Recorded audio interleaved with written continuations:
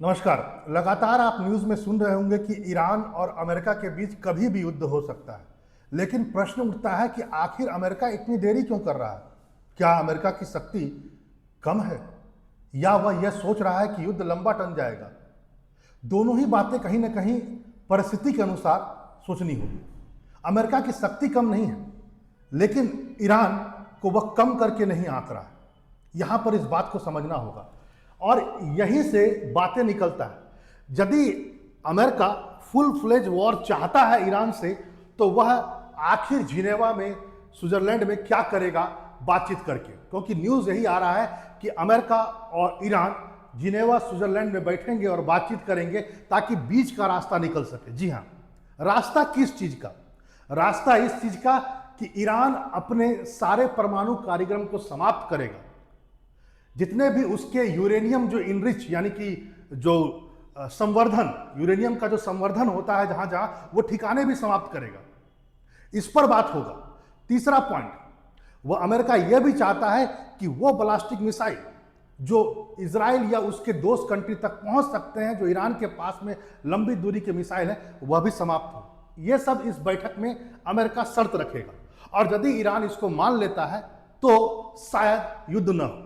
यहां पर यह बात समझना होगा। तो इसका मतलब है कि अमेरिका भी क्यों चाहता है बातचीत के द्वारा चीजों को हल करना, जबकि पीछे अमेरिका क्या कर रहा है, जरा इसको समझिए।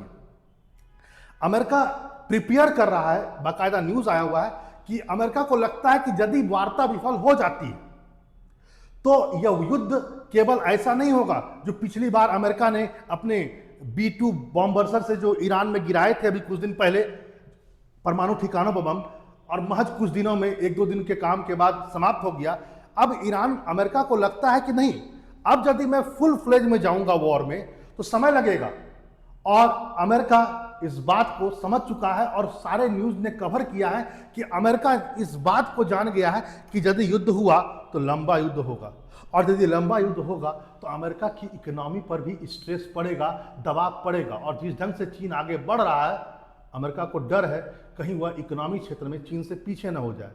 आपको पता है ज्यादा युद्ध लड़ने से किसी भी देश का इकोनॉमी खराब होती है। ईरान को अमेरिका हल्के में नहीं ले रहा, बचना चाहता है, इसलिए वो बातचीत का रास्ता भी अपना रहा है। लेकिन दूसरा, यदि युद्ध बातचीत विफल होता है तो यहां पर अमेरिका समझ चुका है इस बात को, ईरान की शक्ति को देखकर कभी, कि शायद युद्ध लंबा टनेगा।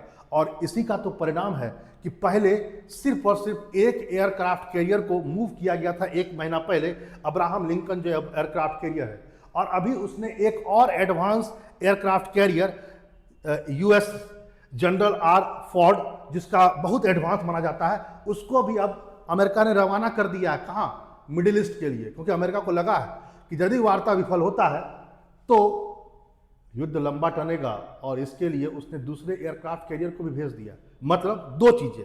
पहली चीज ये, अमेरिका क्या सच में दबाव में है कि या वो युद्ध नहीं करना चाहता है? तो यहां प्रश्न उठता है। सुनिए, दो चीजें हैं, या तो ईरान बातचीत पर आ जाए, नहीं तो युद्ध हुआ तो लंबा होगा। इस बात को समझिए। तो इसमें सरेंडर कौन कर रहा है, ईरान कर रहा है या US? देखिए, सरेंडर कोई नहीं कर रहा है, सच्चाई ये है। क्योंकि यदि युद्ध होगा तो दोनों को नुकसान होगा, क्योंकि ईरान की शक्ति को कम नहीं आंक सकता है अमेरिका। इसलिए अमेरिका ने शायद दूसरा एयरक्राफ्ट कैरियर भी भेज दिया और बातचीत की टेबल पर भी लाना चाह रहा है कि किसी ढंग से भैया समाधान निकल जाए। क्योंकि ईरान के पास शॉर्ट और मीडियम रेंज के ऐसे ब्लास्टिक मिसाइल हैं जिनका रेंज 2000 किलोमीटर से ऊपर है, और यदि उसने इसका यूज किया तो इजराइल के कई शहर उसके निशाने पर हो जाएंगे, और US का बेस जो मिडिल ईस्ट में, कतर में, UAE में, बहरीन में और कुवैत में है, वह भी उसके निशाने पर आ जाएगा। नुकसान बड़ा अमेरिका का होगा। अमेरिका के कई फाइटर प्लेन्स हैं वहां पर, कितनी संपत्तियां लगी हुई है, वो ज्यादा नुकसान होगा। ईरान को क्या जाएगा? यहां पर सोचने वाली बात यह है। दूसरा पॉइंट, ईरान का ड्रोन, एक तो उसके अच्छे ड्रोन है, दूसरा किमकाजी ड्रोन भी बहुत सारे हैं जो अपने आप को वहीं पर खत्म कर देगा। यानी किमकाजी ड्रोन का मतलब यह हुआ कि आत्मघाती ड्रोन जो खुद हिट भी कर देगा टारगेट को और स्वयं समाप्त भी हो जाएगा। ऐसे ड्रोन भी बहुत सारे हैं, और कुछ ड्रोन जो परंपरागत है वह भी है। और इन सब ड्रोनों का यूज रसिया ने बाकायदा यूक्रेन में किया है, ईरान ने बाकायदा इसको रसिया को दिया था यूक्रेन युद्ध में। अमेरिका इस बात को भी जानता है, यानी वह जानता है कि यदि इसका यूज होता है तो इजराइल से लेकर के जितने भी सी रूट्स हैं वो भी कहीं ना कहीं डिस्टर्ब हो जाएंगे युद्ध के कारण, ठीक है, और प्रॉब्लम हो सकता है। फिर प्रॉक्सी वॉर भी बहुत सारा है, मतलब ईरान से यदि आप युद्ध करेगा अमेरिका तो केवल 2 देशों के बीच युद्ध हो या 3 देशों के बीच युद्ध हो, कि इजराइल भी है, ऐसा नहीं है। ईरान प्रॉक्सी वॉर भी कर सकता है।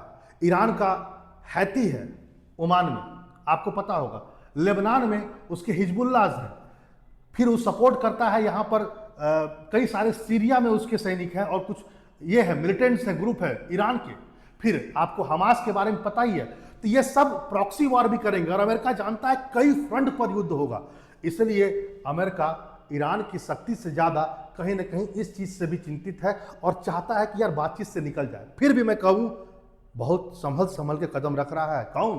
अमेरिका। वैसे मैं बता दूं, संयुक्त राष्ट्र की रिपोर्ट के अनुसार यह बताया गया है, क्योंकि देखो सबसे बड़ा कारण क्या है इजराइल और अमेरिका के बीच में, सॉरी अमेरिका और ईरान के बीच में, वह है ईरान अपने न्यूक्लियर प्रोग्राम को समाप्त करे और जो लंबी दूरी के ब्लास्टिंग मिसाइल है उसको समाप्त करे, क्योंकि वह खतरा है उसके दोस्तों के लिए।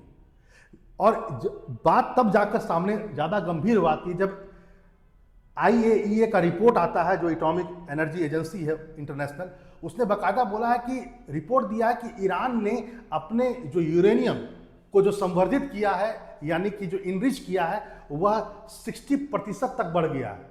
इस पर संदेह होता है, क्योंकि देखो यदि आप यूरेनियम से इलेक्ट्रिसिटी बनाना चाहते हैं तो 4.5% काफी है, मतलब यूरेनियम को थोड़ा सा इनरिच करके 4.5% तक ले आइए तो इलेक्ट्रिसिटी पैदा होगा। 60% क्यों कर रहे हो? इसका मतलब तुम परमाणु बम बनाना चाहते हो, कि 90% यदि कर देगा तो परमाणु बम बन जाएगा। तो यहाँ पर दिक्कतें हैं, और यदि ऐसा होता है तो जितने भी दोस्त कंट्री हैं वह और इजराइल अमेरिका के, वह खतरे में आ जाएंगे, और अमेरिका ऐसा कभी नहीं चाहता है।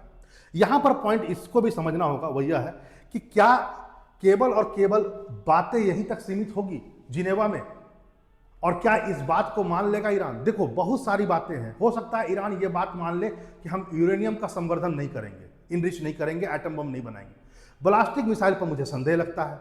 तीसरा पॉइंट, बातें तो इस पर भी होगी ना कि तुम जो हिजबुल्लाह और हैतीस को सपोर्ट करते हो उसको ही बंद करो, क्योंकि इजराइल पूरे मूड में है कि पूरा का पूरा समस्या को समाप्त किया जाए। तो बातें तो सब कुछ होगा ना वहां पर। अब इस बात को भी आप समझ सकते हैं। वैसे इस बात को भी समझ लीजिए, कुछ दिन पहले मस्कट में, जो ओमान की राजधानी है मस्कट, वहां पर ईरान के और अमेरिका के कुछ लोग मिले थे ताकि बीच का रास्ता निकाला जाए। अब आप समझ सकते हैं हिचक है अमेरिका को भी ईरान से। ईरान पुराना युद्धक राष्ट्र रहा है, पर्सिया नाम था उसका। ऐसा नहीं है आप ईरान को बहुत शॉर्ट में ले सकते हैं। और हाँ, किसी को हराना आसान है अमेरिका के लिए, लेकिन उसके पीछे कौन खड़ा है यह भी डिपेंड करेगा। चाइना, रसिया, इतनी जल्दी आसान नहीं है हर चीज को समझना। और आपको पता होना चाहिए कि ईरान के पास में एयर डिफेंस सिस्टम भी है जो इजराइल ने उसे दे रखा है, सॉरी रसिया ने दे रखा है। तो आप समझ सकते हैं इस बात को। अब हुआ क्या, जरा इस बात को समझिए। मस्कट में जैसे ही बातचीत होता है इन दोनों के बीच, उसके बाद तुरंत पहुंच जाते हैं कौन? नेतन्याहू। उसके कुछ दिनों के बाद, यानी 2-3 दिन के बाद, अभी हाल ही में पहुंच गए वाशिंगटन। इस वार्ता के बाद उन्होंने कहा, भैया तुम लोग क्या बात वहां करके आए हो, जरा मुझे बता दो। और बाकायदा उन्होंने कुछ कंसर्न बातें कही। उन्होंने कहा ईरान शुरू से लेकर आज तक झूठ बोलता आया हुआ है, वो किसी भी बात पर नहीं मानेगा, इस बात को आप जान लीजिए। जब तक हम ईरान का केवल एटम बम या बनाने वाला संयंत्र समाप्त करना काम नहीं है, ईच एंड एवरी चीज जो उसको एटम बम बना सकता है वो सबको जब तक आप समाप्त नहीं करेंगे तब तक ये काम नहीं पूरा होगा। अब बाकायदा बेंजामिन नेतन्याहू ने स्पष्ट कहा ट्रंप को कि जो भी आप बात करें, इस समझौते यहां तक पहुंचना चाहिए कि परमाणु ढांचे को नष्ट करना भी इसमें शामिल होना चाहिए। ये नहीं कि हम केवल बात करके छोड़ दें और कल को वो परमाणु संयंत्र बना रहेगा तो इंडिज कर लेगा। हर चीज को समाप्त कर दो, मतलब वो सारी फैक्ट्रीज जो उसको बना सकता है। ठीक है, आप इस बात को समझ सकते हैं। लेकिन इस दौर में आज इस बात को भी समझना होगा, एक समय था जब अमेरिका और ईरान के बीच संबंध बहुत अच्छे थे। शीत युद्ध काल में ईरान उसका सबसे बड़ा दोस्त था अमेरिका का, एशिया में, आफ्टर पाकिस्तान। आपको पता होना चाहिए और आश्चर्य लगेगा, 1957 में परमाणु सहयोग के लिए ईरान के साथ हस्ताक्षर किया था अमेरिका ने, और इसका नाम भी रखा गया था, मैं आपको नाम बताता हूं, एटम फॉर पीस।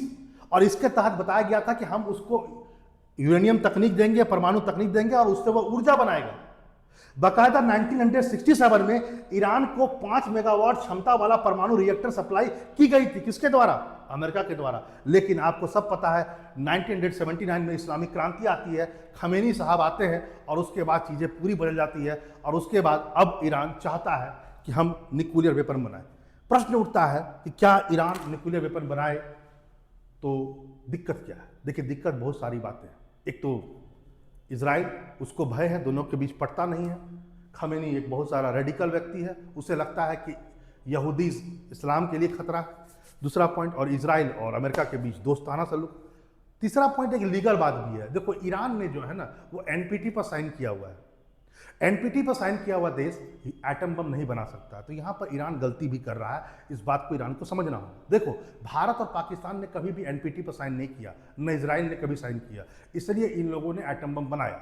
हमने किसी संधि का उल्लंघन नहीं किया अंतर्राष्ट्रीय, लेकिन ईरान यदि ऐसा काम कर रहा है तो वह अंतर्राष्ट्रीय संधि को उल्लंघन करता है। तो ईरान को भी थोड़ा सोचना चाहिए इस बात को। आपकी क्या राय है? क्या सच में अमेरिका डर रहा है ईरान से, और कि युद्ध यदि हो गया तो लंबा टन सकता है और इकोनॉमी खराब हो सकती है, या ईरान की मजबूरी है कि वह शांति वार्ता के टेबल पर आए और चीज़ों को समाप्त करे, या तीसरा विकल्प युद्ध, और युद्ध होके रहेगा, क्योंकि इंसान बिना युद्ध के कभी जिंदा नहीं रह सकता। ये सत्य है, अकाट्य सत्य है, हमेशा युद्ध हुआ है और होता रहेगा। चलिए, आपकी क्या राय है कमेंट बॉक्स में लिखिए। फिर मिलते हैं ऐसे इन्फॉर्मेटिव वीडियो के साथ। नमस्कार।